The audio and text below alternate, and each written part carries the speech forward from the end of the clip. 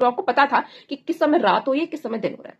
जो sleep pressure को बढ़ाता है, कॉन्सेप्ट आता है हाफ लाइफ का। हाफ लाइफ का मतलब थर्ड और फोर्थ स्टेज बहुत ज्यादा डेप्थ की होती है। मतलब बर्ड्स और मैमल्स में रैम स्लीप होती है, लेकिन उस स्लाइड्स में कुछ स्लाइड से पहले लिखाएगा एफ, जिसका मतलब है फॉरगेट। और उन्होंने स्पाइडर्स को ना कैफीन दी, और उसको आपकी जेनेटिक्स पे भी डिपेंड करता है कि आप मॉर्निंग पर्सन हो कि नाइट पर्सन। 4-5 घंटे की नींद लेकर भी चांसेस इंक्रीज ही होते हैं एक्सीडेंट। तो आज मैं एकदम ऐसा नोट्स वोट्स बना के बैठी हूँ, तो शुरू करते हैं। तो हम एक प्लांट के एक्सपेरिमेंट के बारे में बात करेंगे सबसे पहले। तो जैसा आपने देखा हो कि पौधे जब बाहर रखे होते हैं तो सुबह के टाइम पे उनकी पत्तियां खिल रखी हैं, और धीमे धीमे जैसे शाम आती जा रही है काफी पौधों में पत्तियां धीमे धीमे करके बंद होने लगती। तो अब इस एक्सपेरिमेंट में क्या था, उन्होंने उस पत्तियों के से प्लांट को लिया और अंदर रख दिया। तो उन्होंने कहा कि अगर हम आर्टिफिशियल लाइट प्रोवाइड करवा रहे हैं और वही दिन और रात का माहौल कर रहे हैं, तभी भी उस तरीके से सेम बिहेव कर रही हो पत्तियां, धीमे धीमे करके रात का समय आता है वो बंद होने लगती है। तो अगर हम बिल्कुल अंधेरे में रख दें तब क्या होगा। तो उन्होंने बिल्कुल अंधेरे में रखा और फिर ऑब्जर्व करा, तभी भी उन्होंने सेम तरीके से बिहेव करा। इसका मतलब उनके अंदर, प्लांट के अंदर कुछ एक इंटरनल क्लॉक थी, जिस क्लॉक को पता था कि किस समय रात हो रही है, किस समय दिन हो रहा है। तो उसके बाद इस तरीके के चीजें ऑब्जर्व करी गई इंसानों के अंदर भी। तो पाया गया कि इंसानों के अंदर भी अपनी एक इंटरनल क्लॉक होती है। इसमें साइंटिस्ट ने क्या करा, वो एक गुफा में अंदर चले गए, 2 साइंटिस्ट, और उन्होंने कहा वहां पे बिल्कुल भी रोशनी वोशनी नहीं आ रही है, लेकिन जो उनकी स्लीपिंग साइकिल है वो अभी भी लगभग बिल्कुल वैसी ही है जैसे बाहर है। मतलब दिन होती है उनको कहीं ना कहीं उठने का वो होने लगता है, और अगर रात होने लगती है हल्का हल्का उन्हें लगने लगता है कि हाँ रात हो रही है, सोने का समय हो गया।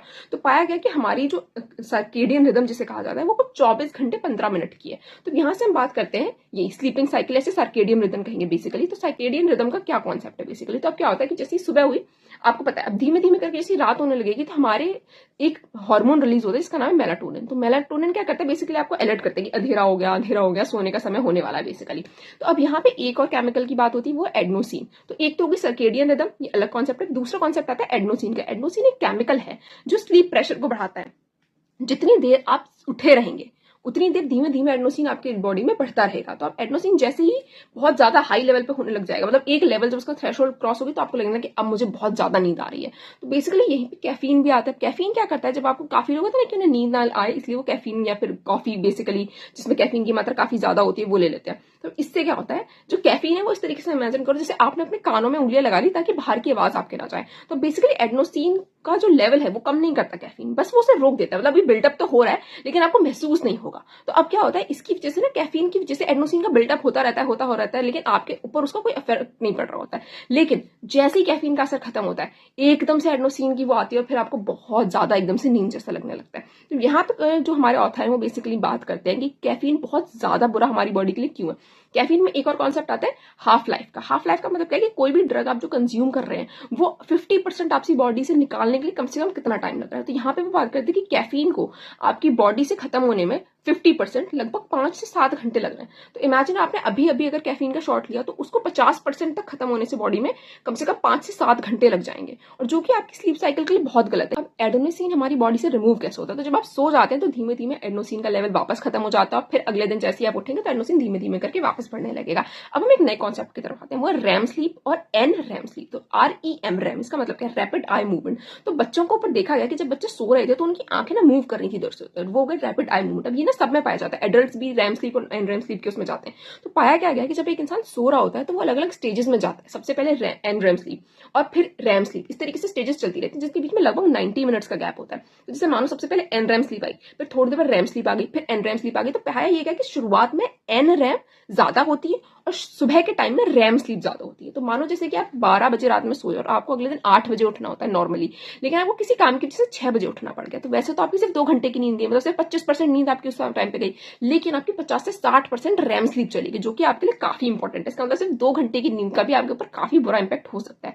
तो यहाँ पे जो हमारे ऑथर है वो हमें बताते हैं कि एन रैम स्लीप की भी 4 अलग अलग स्टेजेस होती है, जिसमें थर्ड और फोर्थ स्टेज बहुत ज्यादा डेप्थ की होती है, मतलब बहुत ज्यादा गहरी नींद आपको समय आ रखी होगी, और वहीं पे फर्स्ट और सेकंड स्टेज जो है वो कंपैरेटिवली कम डेप्थ की होती है। वहीं पे अगर हम रैम स्लीप की बात करें तो रैम स्लीप का जो हमारी ब्रेन केमिस्ट्री अगर उस टाइम पे चेक करें, ब्रेन एक्टिविटी, तो वो बिल्कुल सेम होगी जब हम उठे हुए होंगे उसके ब्रेन की। मतलब जैसे कि रैम स्लीप की जो ब्रेन एक्टिविटी है वो बिल्कुल सेम होगी उस टाइम के ब्रेन की जब हम उठे हुए हैं। बल्कि पाया ये भी गया कि रैम स्लीप के टाइम पे हमारा 30% ब्रेन एक्स्ट्रा अवेक होता है, जो कि बल्कि तभी भी नहीं होता जब हम उठ रखे होते हैं। तो इससे ये पाया गया कि रैम स्लीप वो वाला टाइम होता है जब हम लोग ड्रीमिंग कर रहे होते हैं, जो हमें सपने आ रहे होते हैं ना, वो उस समय रैम स्लीप के टाइम पे आते हैं। अब रैम स्लीप के टाइम पे हमारा ब्रेन तो एक्टिव होता है, लेकिन जो हमारी मसल्स है वो बिल्कुल रिलैक्स होती है। इस वजह से हम बिल्कुल भी ऐसा होता है जैसे मानो आप सपने में भाग रहे हो तो आप रियल लाइफ में नहीं भागने लगोगे। वो अलग बात है कि बहुत कुछ कंडीशंस में ऐसा होता है कि आपकी मसल्स भी उस टाइम पे एक्टिव हो जाए, फिर वो उन लोगों को एक अलग कंडीशन में उनको डाल दिया गया, और ये कहीं ना कहीं बहुत खतरनाक भी हो सकता है हमारी बॉडी के लिए। अब यहाँ पे ना एक चीज और आती है कि क्या रैम स्लीप अलग अलग एनिमल्स में भी होता है? तो पाएगा कि बर्ड्स और मैमल्स में रैम स्लीप होती है, लेकिन बहुत सारे ऐसे जैसे कि जो पानी के अंदर रहने वाले हैं उनमें नहीं पाएगा। लेकिन ऑथर का मानना यह है कि शायद हमारे पास अभी तक हमने उतना अच्छा रिसर्च उनके ऊपर कंडक्ट नहीं गई है, और हो सकता है पाया ये जाए फ्यूचर में कि उनके अंदर भी रैम स्लीप होती है। तो अब बेसिकली इसमें ना और भी इंटरेस्टिंग साइंटिफिक फैक्ट जानने को मिलता है, जैसे कि जो एलिफेंट है वो सिर्फ कुछ 4 घंटे के आसपास होते हैं, वहीं पर जो बैट है वो कुछ 19 आवर्स के लिए सोती हैं। और ये भी पाएगा कि जैसे कि जो हमारे एंसेस्ट्री में जाए जैसे कि एप्स वगैरह हैं वो पेड़ के ऊपर सोते हैं, इसलिए उनकी नींद जो होती है वो थोड़ी अलर्ट सी रहती है। जैसे अचानक से वो गिर गए तो उनका क्या होगा, इस वजह से कहते हैं कि जब इंसानों ने जमीन पर सोना शुरू करा तो उनके लिए बहुत इवोल्यूशन हुआ उनका वहां से। कैसे? क्योंकि वो जमीन पर सो रहे थे तो उनकी अलर्टनेस उतनी ज्यादा नहीं, वो एकदम गहरी नींद ले सकते हैं, तो उनका सोने का समय कम हो गया और उनकी नींद की जो डेप्थ है वो इंक्रीज हो गई। और यहाँ पे हमें बहुत इंटरेस्टिंग चीजें जानने को मिलती है, जैसे कि एनरेम स्लीप वो है जो हमारी मेमोरी में हेल्प करती है। जितनी भी हमारी जो मेमोरी है उन्हें शॉर्ट टर्म से लॉन्ग टर्म सेव करके रखना, ये सारा काम एनरेम के टाइम पे होता है। हमारे दिमाग में से काफी सारे टॉक्सिन्स जो रिलीज किए जाते हैं वो भी एनरेम स्लीप के टाइम पे किए जाते हैं। तो रैम स्लीप हमारी सोशल स्किल्स और क्रिएटिविटी इन सबको बढ़ाने के लिए बहुत ज्यादा अच्छी रहती है। तो एनरेम स्लीप और रैम स्लीप दोनों ही बहुत इंपॉर्टेंट है हमारे लिए। अगर हम मेमोराइजेशन की यहाँ पे बात करें तो पाया गया कि स्लीप का हमारी मेमोराइजेशन किसी चीज को याद रखने में भी बहुत इफेक्ट पड़ा है, जिसमें कहा गया कि अगर सो जाओ, आप कोई चीज याद कर रहे हो उससे पहले आप सो जाओ, तो आपका पाया गया कि 20% ज्यादा बेहतर रिटेंशन है, आप 20% ज्यादा बेहतर तरीके से चीजों को याद रख पाओगे।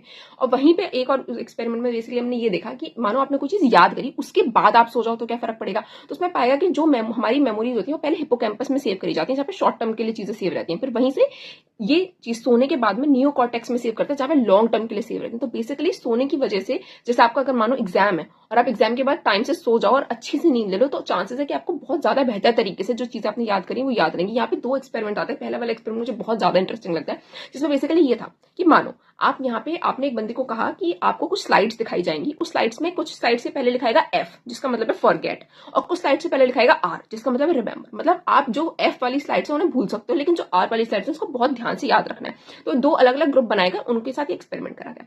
तो लोगों की सारी पिक्चर्स दिखाई गई, उसमें स्लाइड्स दिखाई गई, उन्हें चीजें याद रखने को काफी बार उसमें एफ लिखा है, काफी बार उसमें आर लिखा है। अब हुआ यूं कि कुछ लोगों को नॉर्मल स्लीप नहीं दिया कि आप नॉर्मल 8 घंटे सो, कुछ लोगों को सोने नहीं दिया। तो अगले दिन जब उन्होंने उनके ऊपर कंडक्ट करा, उन्होंने कहा कि अब मुझे जितनी भी चीजें आपको याद है वो मुझे बताना शुरू करो, चाहे उन पे एफ आया था चाहे आर आया था। तो पाया ये गया जिसपे एफ आया था वो लोगों को कम याद थी जो लोग नॉर्मल सोए थे, और जिन पे आर आया था वो ज्यादा बेहतर तरीके से याद थी। इसका मतलब आपके दिमाग को इतना भी ज्यादा वो चीज है, ध्यान है इतना भी कि क्या चीज आपको याद रखनी है और क्या चीज आपको भूलनी है। और वहीं पे जिन लोगों का नॉर्मल था, जिनको सोने ही नहीं दिया गया, उनके में ऐसा कुछ नहीं देखा गया। उनको पहली बात तो याद करने का भी उनका उतना अच्छा नहीं था, और उनके में ये फॉरगेट और रिमेंबर का कोई फर्क नहीं पड़ा। तो इसका मतलब आपका दिमाग, आपकी स्लीप इतनी इंटेलिजेंट है जितना आप जानते भी नहीं है। दूसरा एक्सपेरिमेंट मुझे काफी ज्यादा ऐसा खतरनाक सा लगा था। तो बेसिकली दूसरे एक्सपेरिमेंट में क्या था कि मानो आपके पास एक कंप्यूटर है या फिर कोई बॉक्स है जिसमें लाइट जलेगी और आपके पास एक बटन है, तो जैसी लाइट जले आपको इस बटन को प्रेस करना है, ठीक है। अब ये एक्सपेरिमेंट सिर्फ 10 मिनट के लिए कंडक्ट कराया जाए, लेकिन 14 दिनों तक ये होगा हर रोज।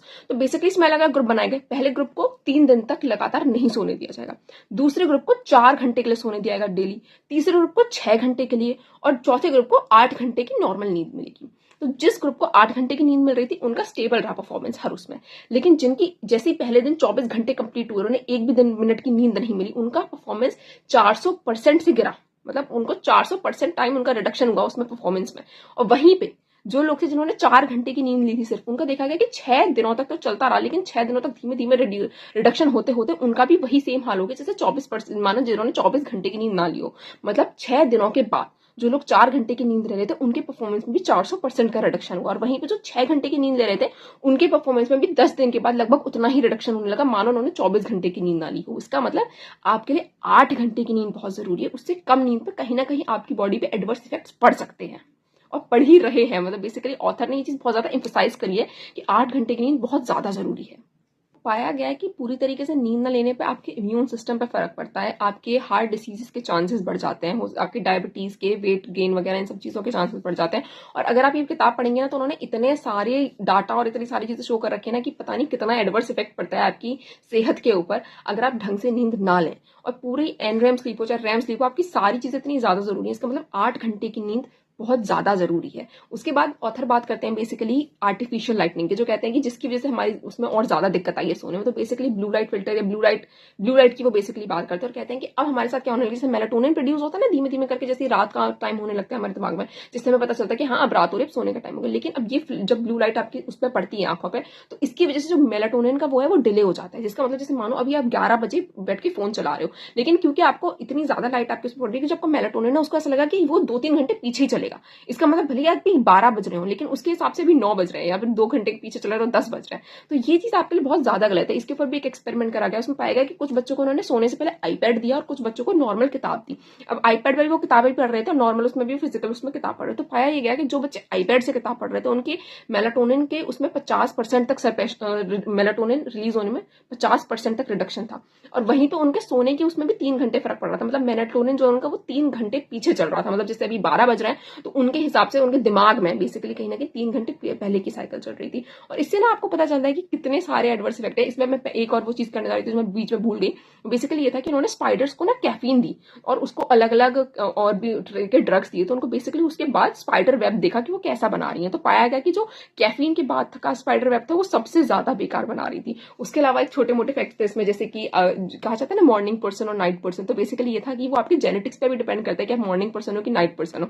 ये सिर्फ आपकी आदतें या उस पर नहीं फर्क पड़ता, जिसको मुझे पढ़ के लगे बेहतर लगा। मैंने कहा हाँ हो सकता है मैं जेनेटिकली मुझे सुबह उठने की ना आदत हो, लेकिन ठीक है बेसिकली। उसमें ना बहुत इंटरेस्टिंग एक्सपेरिमेंट्स दे रखे हैं और बहुत इंटरेस्टिंग चीजें हैं इसमें कि अल्कोहल का भी कितना बुरा असर पड़ रहा है आपकी नींद के ऊपर।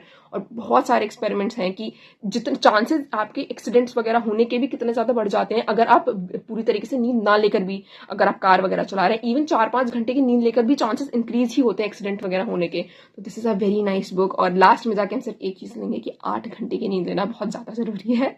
तो आई रियली एंजॉय दिस बुक। और ये बुक ना मुझे बहुत ज्यादा इरिटेट भी करती है, क्योंकि आपको पता है आप कितनी सारी गलतियां कर रहे हो, पर वो ना आपको एकदम सब चेहरे पे लाके जब कोई बताए कि भाई साहब ठीक करो अपने आप को।